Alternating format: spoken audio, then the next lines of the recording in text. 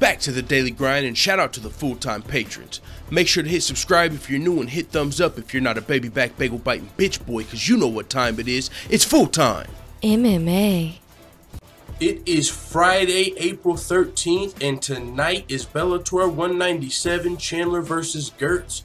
This event was originally supposed to be the lightweight title rematch between Michael Chandler and Brent Primus, but Brent Primus suffered a knee injury in practice leading up to the fight.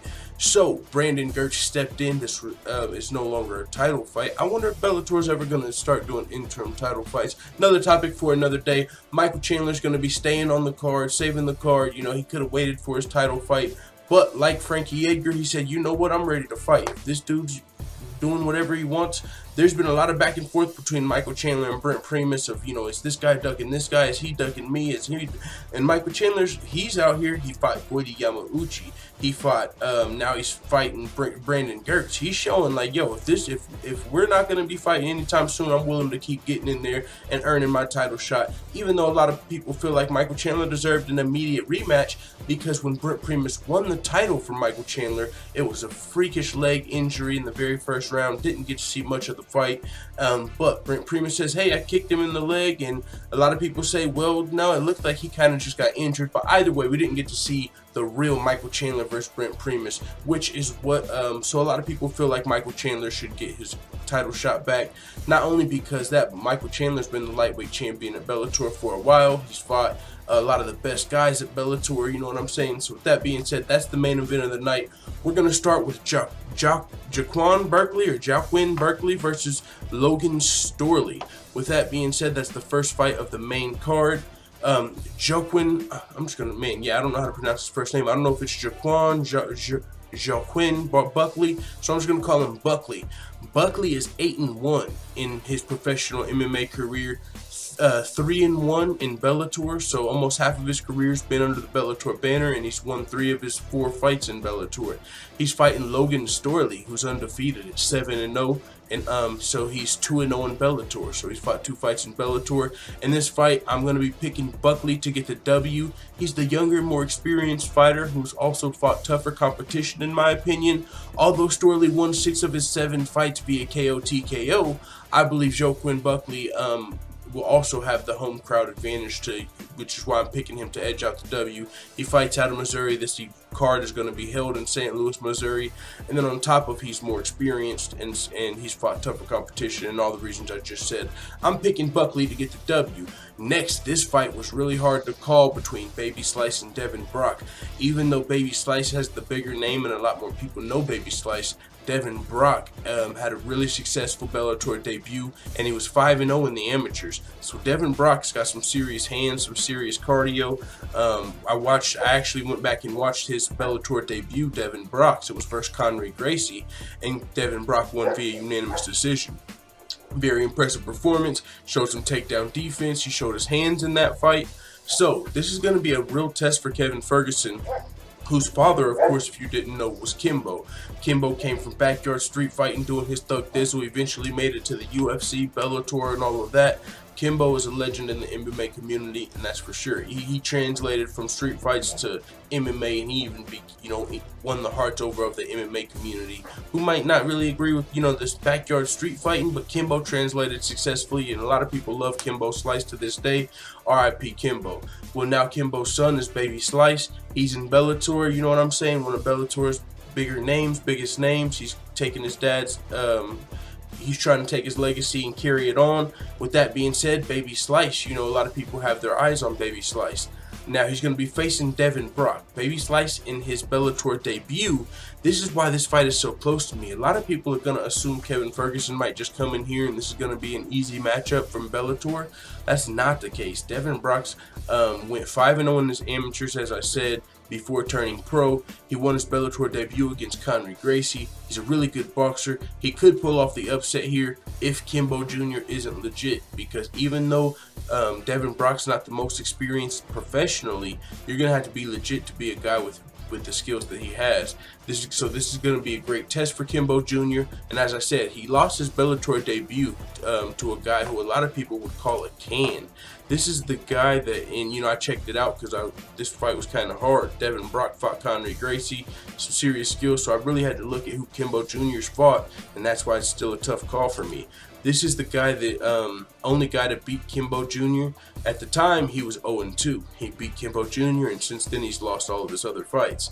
So with that being said, Kimbo Jr., you know what I'm saying? He's still got a lot to prove himself as a mixed martial artist, a lot of room to grow. He's still, of course, young.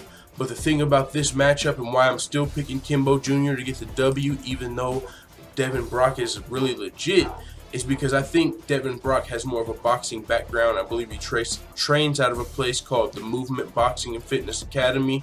And I watched his fight with Conor Gracie. He tried to shoot for a few takedowns, and he was successful with some leg kicks.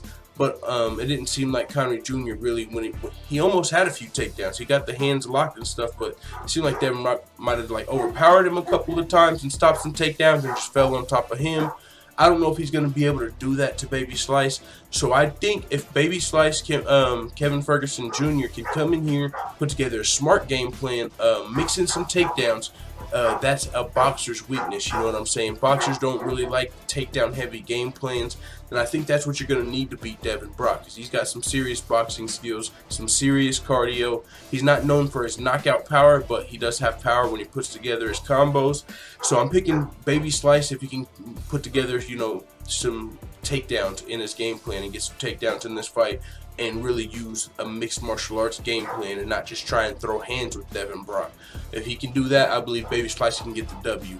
Next, we're going to AJ McKee versus Justin Lawrence. This is going to be a really fun fight, a great fight as far as where's AJ McKee in his career, where's Justin Lawrence, is he going to shut the gate on AJ McKee per se?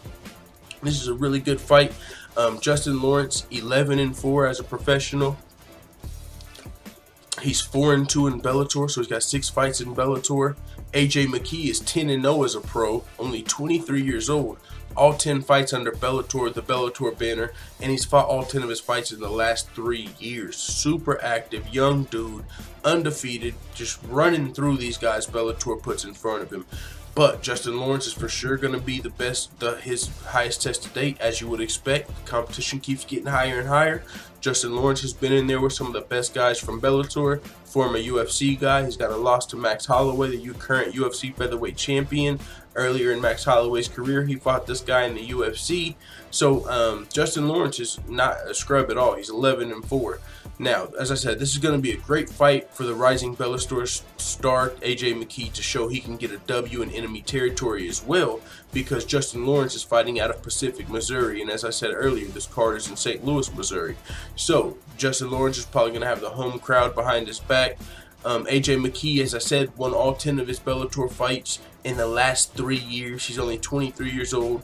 Justin Lawrence fought 3 fights in the UFC. He won his first fight and then lost his next 2 fights in the UFC. But then he had a successful 4-0 stint in the RFA. So after he was cut by the UFC or left the UFC, he went to the RFA. And he went 4-0 in the RFA before being signed by Bellator. And now he's only lost twice in Bellator, 4 wins in Bellator, 2 losses. And he's only lost to 2 of Bellator's best featherweights, in Emmanuel Sanchez and John Teixeira de Conceição. So with that being said, Justin Lawrence, he only loses to the best guys at Bellator. So if AJ McKee beats him, that's going to really establish him as one of the best guys in Bellator. And that'll be his 11th fight. You know what I'm saying? His first fight in 2018, though, 11-0 in Bellator. If he can get the win, it'll also show that he can get a W in enemy territory. Let him get a good feel of that. So I'm going with AJ McKee, even if he doesn't pass this test with flying colors, which he's passed all of his other tests with flying colors pretty much. Even if he might get a B. You know what I'm saying? He's been getting an A+ in all of his other fights. I think if he can even get a B in this fight, he's going to get the W versus Justin Lawrence. And so, yeah, I think AJ McKee is going to get this W, man. But it's going to be a great fight. You know, it's not a fight. It's not just a gimme for sure. Justin Lawrence is a great fighter. That's the co-main event. Now we got Michael Chandler versus Brandon Girtz. And, on this fight, I for sure got Michael Chandler. Michael Chandler's 3-1 in his last 4 fights. Girtz is 1-3 in his last 4 fights. Girtz is taking this fight on short notice as well. He was originally supposed to be against Michael Chandler, was originally supposed to be fighting Brent Primus in a rematch for the lightweight title, but Brent Primus suffered a knee injury in practice. So Michael Chandler is the former lightweight champion, one of the best lightweights in the planet. A lot of people say even in the UFC, Michael Chandler can compete with a lot of those guys. He's got wars with Eddie Alvarez that are pretty iconic. You know, some of the best fights in Bellator history. So with that being said, I'm picking Michael Chandler to get this W en route to getting his belt back. You know, he's been waiting on this rematch as we talked about earlier with Brent Primus. Now he's not getting it due to an injury, so he might have to beat another guy in order to get his title shot that a lot of people feel like he should already have. With that being said, this is the main card of Bellator 197, Chandler vs. Girtz. These are my predictions. This is the preview. It's your boy Taco Bell One. Let the full-time family know what you think in the comments. I'm out. And as always, thanks for watching this video. If you enjoyed this video, make sure you hit the subscribe button and also hit the notification bell right next to it so you're notified every time I upload a video. I'm out. This is #1 bullshit.